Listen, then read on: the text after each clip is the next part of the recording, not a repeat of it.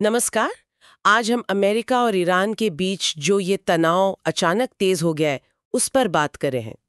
हमारे पास जो जानकारी है वो ये बता रही है कि अमेरिका ने ईरान के कुछ अहम परमाणु ठिकानों पर हमला किया है।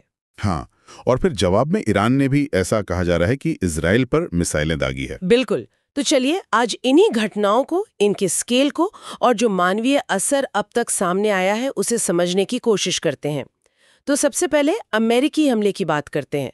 खबरें ये हैं कि ईरान के 3 खास परमाणु ठिकाने फोर्डो, नतांज और इस्फहान उन्हें निशाना बनाया गया। जी।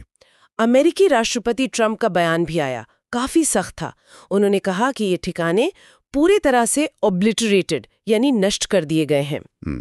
खासकर फोर्डो का जिक्र था कि वहां भारी बमबारी हुई है, साथ में ईरान को चेतावनी भी दी है कि शांति बनाए रखे।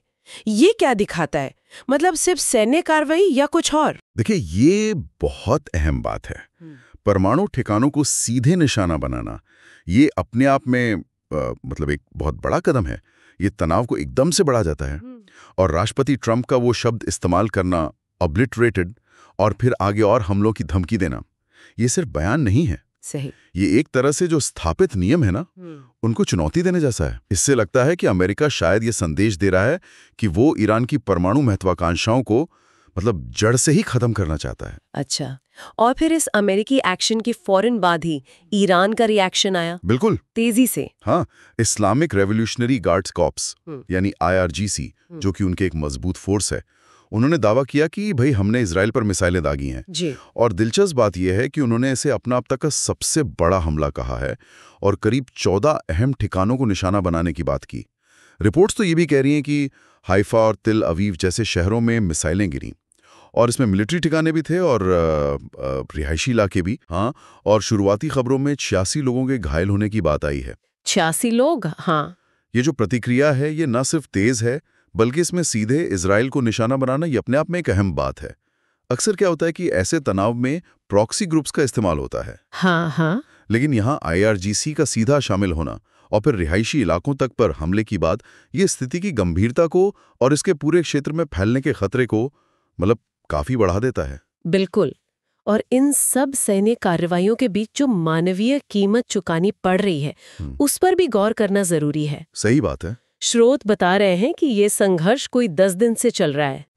ईरान में जो हताहत हुए हैं उसको लेकर 2 अलग-अलग आंकड़े आ रहे हैं। एक मानवाधिकार एजेंसी कह रही है कि 13 जून से अब तक 657 मौतें हुई हैं और 2000 से ज्यादा लोग घायल हैं। अच्छा। जबकि जो ईरान का स्वास्थ्य मंत्रालय है वो कह रहे हैं कि 430 मौतें हुई हैं और 3500 घायल हैं। ये आंकड़ों में फर्क क्यों दिखता है अक्सर? देखिए, संघर्ष के दौरान एकदम सटीक जानकारी मिलना मुश्किल होता है, खासकर जब दोनों ही पक्ष सूचना को मतलब कंट्रोल करने की कोशिश करते हैं। हाँ, वो तो है। लेकिन आंकड़ों में फर्क चाहे जो भी हो, ये दोनों ही आंकड़े बहुत बड़ी मानवीय त्रासदी की तरफ इशारा कर रहे हैं। ये दिखाता है कि नुकसान बहुत ज्यादा हुआ है। और दूसरी तरफ इजराइल में भी 21 जून तक 24 लोगों की मौत और 900 से ज्यादा के घायल होने की खबर है। जी हाँ, तो नुकसान दोनों तरफ हो रहा है, जाहिर है। बिल्कुल। और इसी सब तनाव के माहौल में एक कूटनीतिक कदम भी हुई है। ईरानी राष्ट्रपति ने भारतीय प्रधानमंत्री से फोन पर बात की है। हाँ, ये दिलचस्प है। सैन्य टकराव के बीच इस बातचीत का क्या मतलब हो सकता है? देखिए, भारत की अपनी एक खास पहचान है, एक गुटनिरपेक्ष और महत्वपूर्ण क्षेत्रीय शक्ति के तौर पर, और भारत के रिश्ते ईरान और अमेरिका दोनों के साथ हैं। सही। तो हो सकता है कि ईरान भारत के जरिए शायद तनाव कम करने की कोशिश कर रहा हो या फिर अंतर्राष्ट्रीय समर्थन जुटाने की। यह दिखाता है कि मतलब सैन्य विकल्पों के साथ साथ कूटनीतिक रास्ते भी खुले रखने की कोशिश तो हो रही है। तो अगर हम संक्षेप में देखें तो अमेरिका ने सीधे ईरान के परमाणु ठिकानों पर हमला किया। जवाब में ईरान ने इजराइल को निशाना बनाया और दोनों तरफ जान माल का काफी नुकसान हुआ है। बिल्कुल। और ये सिर्फ एक, आप कहें तो, क्षेत्रीय संघर्ष नहीं रह गया है। इसमें बड़ी ताकतों की सीधी भागीदारी दिख रही है। परमाणु प्रसार का गंभीर मुद्दा जुड़ा है और क्षेत्रीय अस्थिरता का खतरा तो है ही। ईरानी राष्ट्रपति की भारतीय प्रधानमंत्री से बातचीत वो इस पूरी जटिल तस्वीर में एक और पहलू जोड़ देती है जिसके दूरगामी असर हो सकते हैं। आखिर में एक सवाल जरूर मन में आता है, जब परमाणु ठिकानों पर हमले जैसी मतलब सीमाएं लांघी जा रही हों और इतनी तीखी बयानबाजी हो रही हो, तो फिर वैश्विक स्थिरता और परमाणु अप्रसार को लेकर जो दशकों से सहमतियां बनी हुई थीं, उनका भविष्य क्या होगा? इसके वो प्रभाव क्या हो सकते हैं जो अभी हमें दिख नहीं रहे?